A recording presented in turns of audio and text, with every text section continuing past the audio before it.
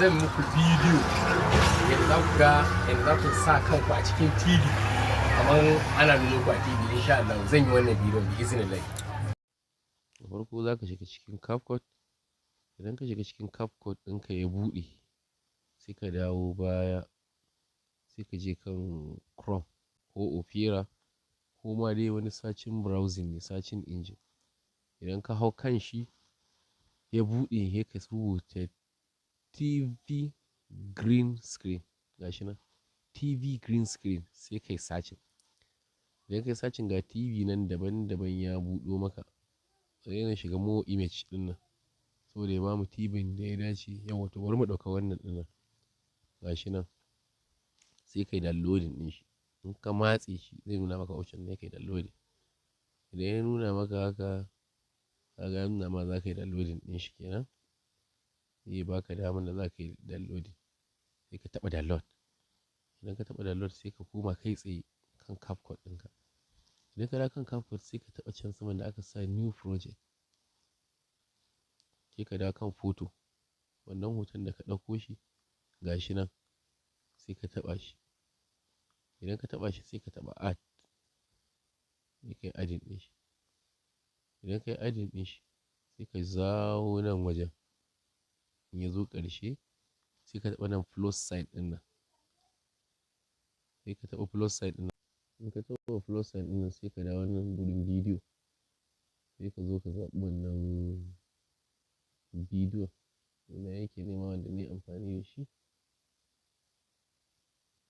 Yawa gashi nan. Zan muku Shi ma sai bidiyo. ka yi adding ɗin shi. Idan ka yi adding ɗin shi sai ka dawo ka taɓa green screen ɗin nan. Idan ka taɓa green screen ɗin nan, wannan in ka taɓa shi sai ka dawo nan ƙasa ka nemo inda aka sa overlay, gashi nan sai ka taɓa shi. Idan ka taɓa shi sai ka jawo ka zo ka haɗa shi daidai inda bidiyon nan yake. Idan ka dawo shi daidai inda bidiyon nan yake, za ka zo ka sa shi haka daidai, za ka ji ya ɗan yi gir, sai ka ƙara taɓa hoton.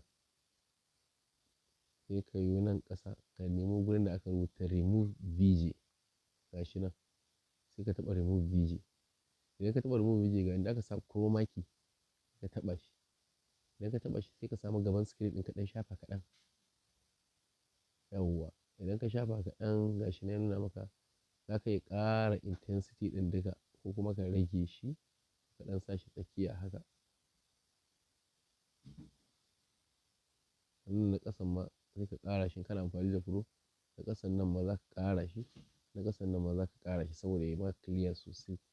Sai ka danna ticking. Da zarar ka danna ticking za ka iya zuwa kuma ka ƙara taɓa hoton nan, sai ka zo gurin da aka sa enhance. Akwai wani guri da aka sa enhance, adjust kai, gashi nan. Za ka zo sai ka taɓa inda aka sa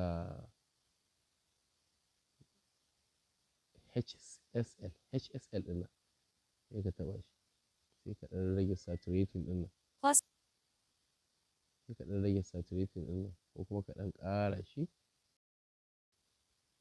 Sai ka ɗan ƙara lightness ɗin nan, ka ɗan ƙara haske.